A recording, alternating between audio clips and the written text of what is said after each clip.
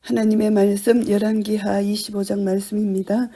시드기야 9년 10월 10일에 바벨론 왕 느부갓네살이 그 모든 군대를 거느리고 예루살렘을 치러 올라와서 진을 치고 사면으로 토성을 쌓으며 결국 느부갓네살이 이제 예루살렘을 쳐들어와서 완전히 함락시키기 위해서 쳐들어왔고요.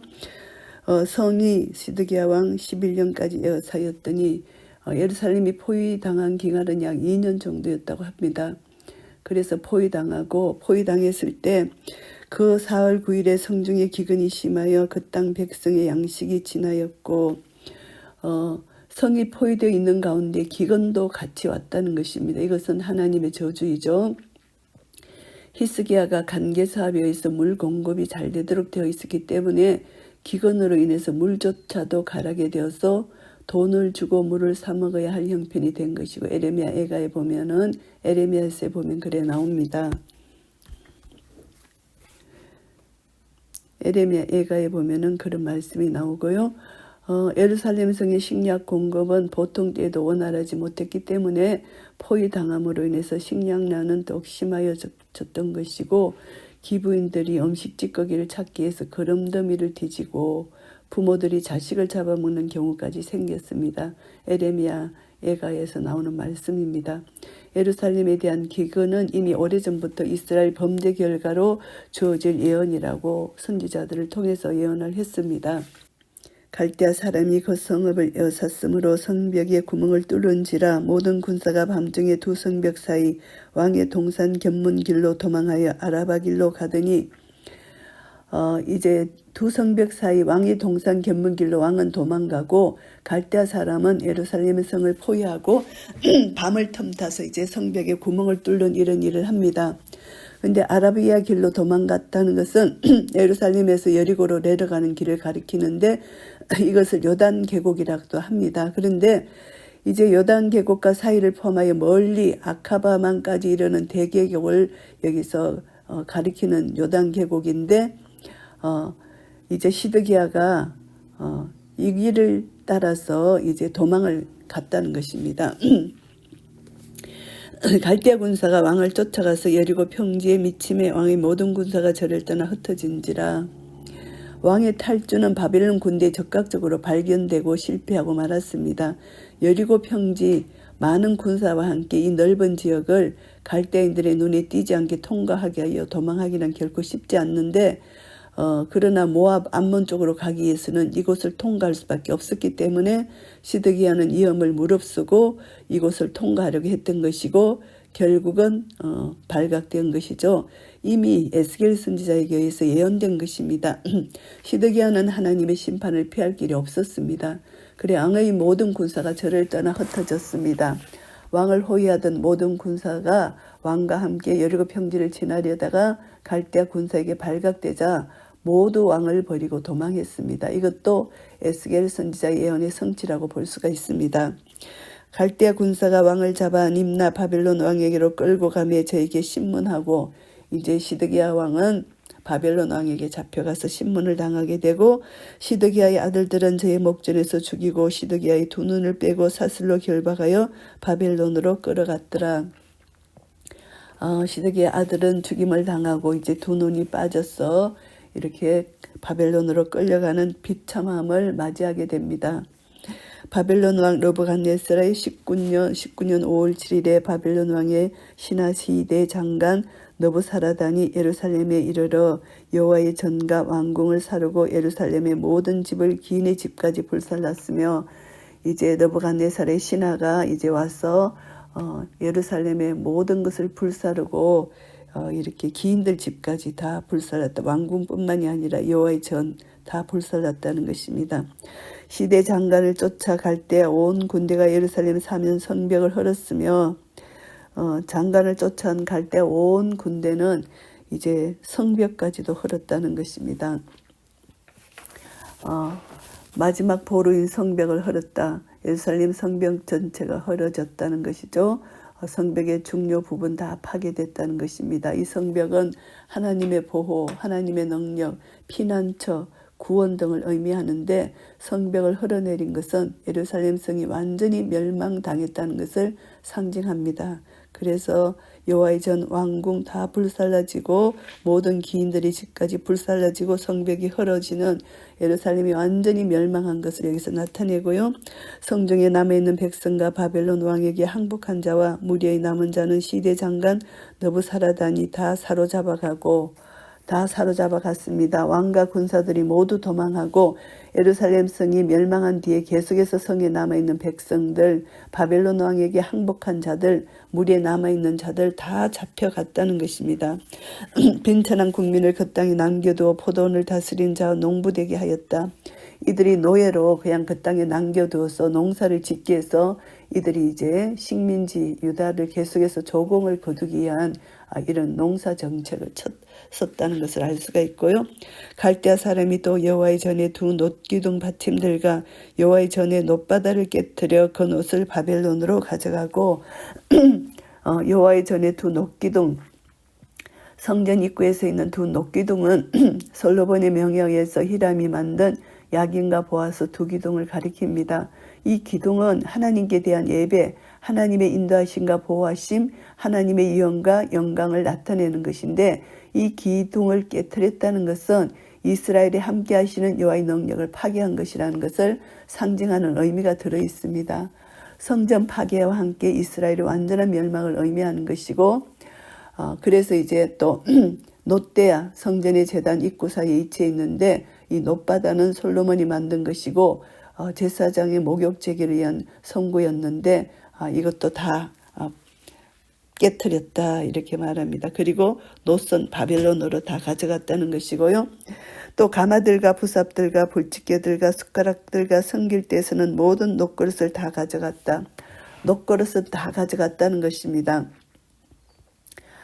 성전 기구들 가운데 금으로 된 것, 귀한 기구들은 이미 두 번에 걸쳐 느부갓네살 성전이 약탈했고 모두 빼앗겼고 이제 그 위에 쓰이던 제사 도구 그의 놋으로 된 것 다 가지고 갔다는 것이고요. 시대 장관이 또 불 옮기는 그릇들과 주발들 곧 금물의 금과 은물의 은을 가져갔으며 또 솔로몬이 여호와의 전을 위하여 만든 두 기둥과 한 바다와 받침들을 취하였는데 이 모든 기구의 놋 중수를 헤아릴 수 없었으니 수많은 놋을 가지고 갔다. 헤아릴 수 없을 정도로 많은 것을 약탈당했습니다. 그 한 기둥은 고가 18규빗이요 그 곡대기에 놋머리가 있어 고가 3규빗이요 그 머리에 둘린 거물과 석류가 다 놋이라 다른 기둥의 장식과 거물도 이와 같았더라. 다 빼앗겼습니다. 시대 장관이 대제사장 스라야와 부제사장 스바냐와 전문직이 세 사람을 잡고 이제 세 사람 이렇게 뽑혀가지고 또 성중에서 한 사람을 잡았으니 곧 군사를 거느린 넷이 하나와 또 성중에서 만난 바 왕의 시종 5사람과 국민을 초모하는 장관의 서기관 하나와 성중에서 만난 바 국민 60명이라. 이제 만난 사람들을 다 이제 잡아가지고 시대 장관 느부사라단이 저희를 잡아가지고 림나 바벨론 왕에게 나아가며 바벨론 왕이 하맛 땅 림나에서 다 쳐 죽였더라. 이와 같이 유다가 사로잡혀 본토에서 떠났더라. 다 죽임을 당했다는 것입니다. 이들이 이제 시드기야와 그의 아들들을 포함한 유다의 주요 관리들이 잡혀갔고 성전의 관리들 예루살렘 성에 남아있던 자들까지 끝까지 바벨론에 대항하던 자들인데 이들 다 사로잡혀가서 죽임을 당했다는 것을 말씀합니다. 그래서 이제 죽임을 당했다는 것은 아수르인들은 포로들을 처형시킬 때 십자가에 매달든지 목을 베든지 아니면 껍질을 벗기는 이런 방법을 사용했다고 합니다. 비참한 죽음입니다. 그뿐 아니라 용광로에 넣어서 태워 죽이거나 맹수에게 먹이로 주든지 아니면 잔인하게 사지를 자르기도 하는 이런 죽임을 이들이 하는 악행을 저지르는 이 사람들입니다. 그래서 많은 사람들이 죽임을 당했고 유다 땅에 머물러 있는 백성은 곧 바벨론 왕 느부갓네살이 남긴 자라.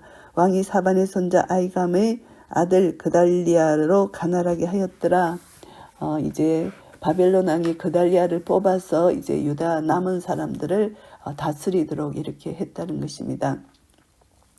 모든 군대 장관과 그 쫓는 자가 바벨론 왕이 그달리아로 방백을 삼았다 함을 듣고 이에 너다니아의 아들 이스마엘과 가랴의 아들 효하나니 너도바 사람 단후메스의 아들 스라야와 마아가 사람의 아들 야샤니야와 그 쫓는 사람이 모두 미스바로 가서 그달리아에게 나아가며 이제 그달리아를 이렇게 유다 남은 자를 통치하게끔 바벨론에서 임명한 자입니다. 그래서 이 모든 사람들이 그달리아에게 나아갑니다. 그달리아가 저희와 그 쫓는 자들에게 맹세하여 이르되 너희는 갈대아 신복을 인하여 두려워 말고 이 땅에 거하여 바벨론 왕을 섬기라.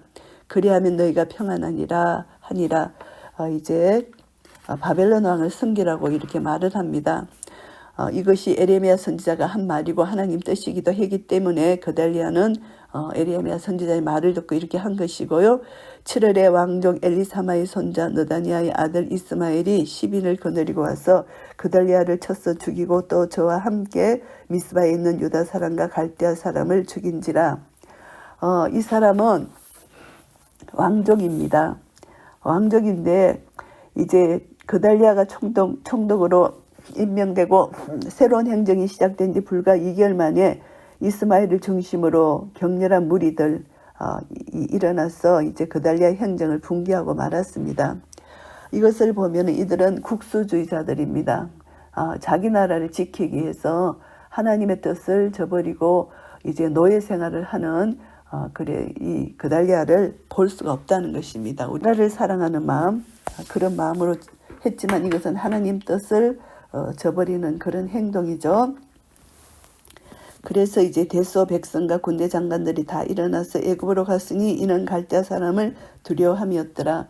이제 갈대아 사람 바벨론에서 이제 임명한 그달리아를 죽였기 때문에 이들이 겁이 나서 이제 애굽으로 도망을 가는 것입니다.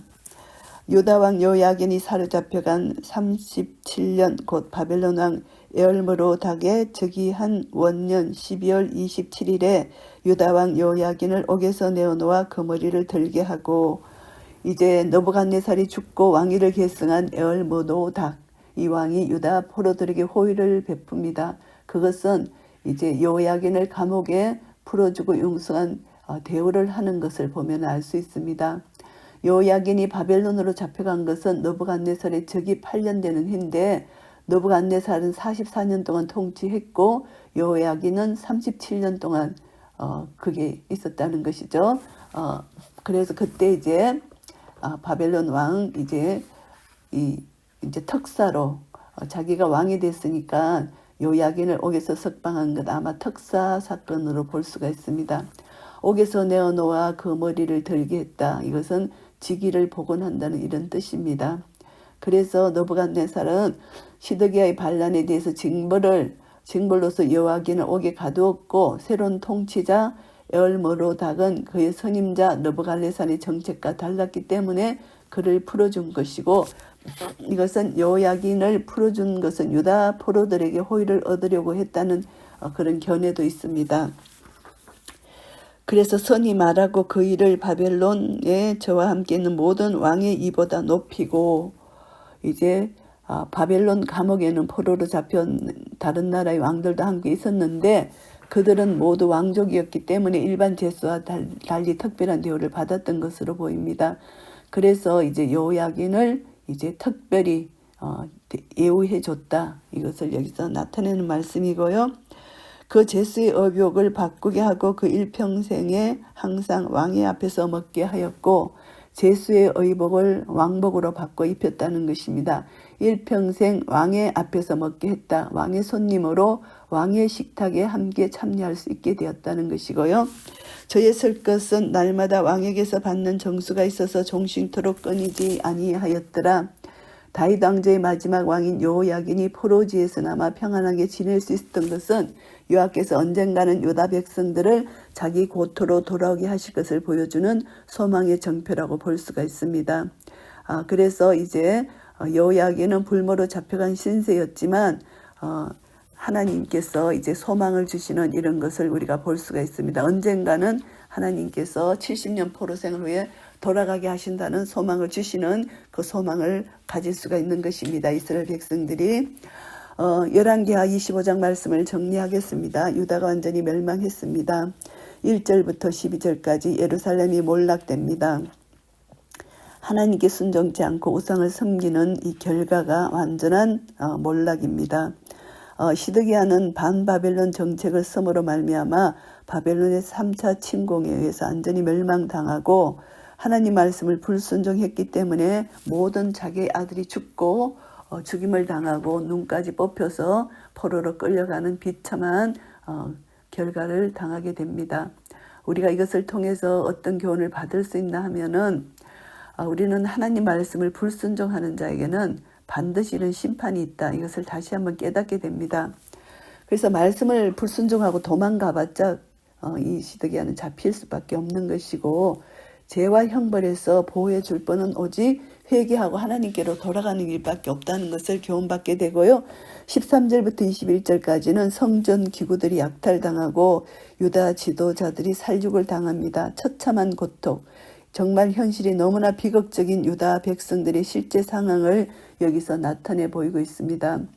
유다 왕국의 멸망, 이 종말, 이 세상 나라의 멸망의 모형일 뿐만이 아니고 죄를 해결치 않으면 결국 개인 한 사람 한 사람이 망한다는 것, 이것이 하나님 나라의 법칙, 하나님의 법칙이라는 것을 알게 되고요. 하나님은 이스라엘을 구원하시기 위해서 하나님의 새로운 섭리를 보여주시는데 이것은 이제 일단 이들은 포로로 잡혀가서 거기서 회개하고 70년의 심판 후에 하나님은 다윗과의 언약을 통해서 유다를 다시 한번 회복시켜 주시는 하나님의 자비와 긍휼을 우리가 알 수가 있습니다. 그리고 이것을 보면은 국가에 대한 맹목적인 충성은 무가치하다는 것을 알 수가 있습니다. 최후까지 바벨론을 대항하던 극렬한 국수주의자들, 이런 사람들은 결국은 하나님 뜻을 저버리고 애굽으로 피신갈 수밖에 없잖아요.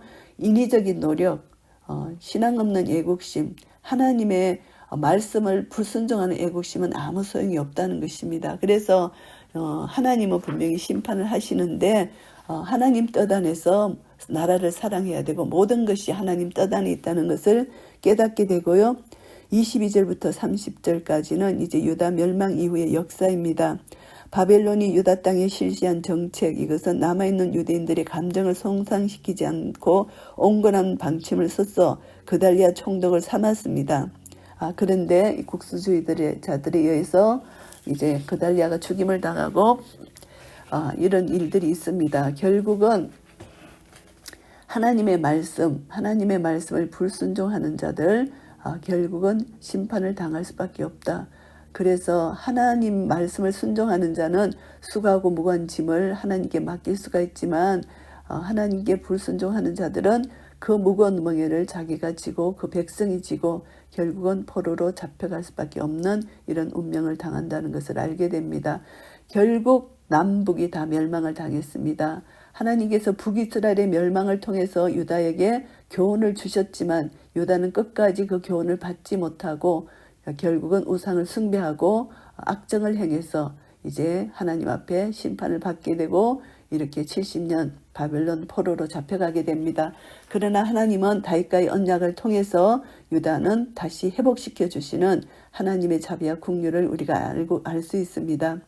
하나님은 공의가 반드시 범죄에 대한 심판을 하시고 하나님의 사랑은 언약을 반드시 지키시는 신실하신 하나님이시라는 것을 알게 됩니다.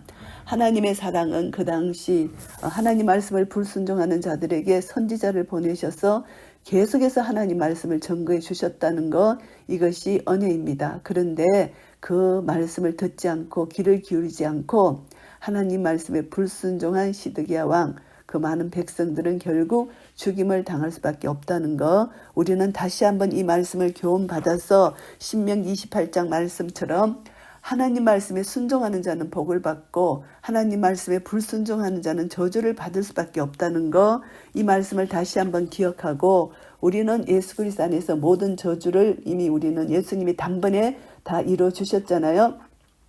다 처리해 주셨는데 이제 우리는 예수 그리스도 안에서 날마다 우리 죄를 고백하면 자백하면 저는 미쁘시고 의로우사 모든 불의에서 우리를 깨끗게 하신다는 것입니다. 날마다 우리의 짓는 자범죄 예수님 보혈로 씻고 우리는 날마다 말씀 안에서 다시 한번 내가 거룩하니 너희도 거룩하라. 거룩하신 하나님 말씀 앞에서 내 자신을 비춰보고 말씀 따라 한 걸음 한 걸음 순종할 때 주의 말씀은 내 발의 등이요 내 길의 빛이 되시는 말씀 앞에 우리는 다시 한번 거룩하고 정결한 삶을 살게 될 때 우리 속에 계신 예수 그리스도가 우리를 통하여 나타나 이 땅의 어둠이 빛으로 나타나고 하나님께 온전한 영광 돌려드릴 수 있을 것입니다. 이런 은혜가 우리 모두에게 있으시기를 예수 그리스도 이름으로 축복합니다. 아멘.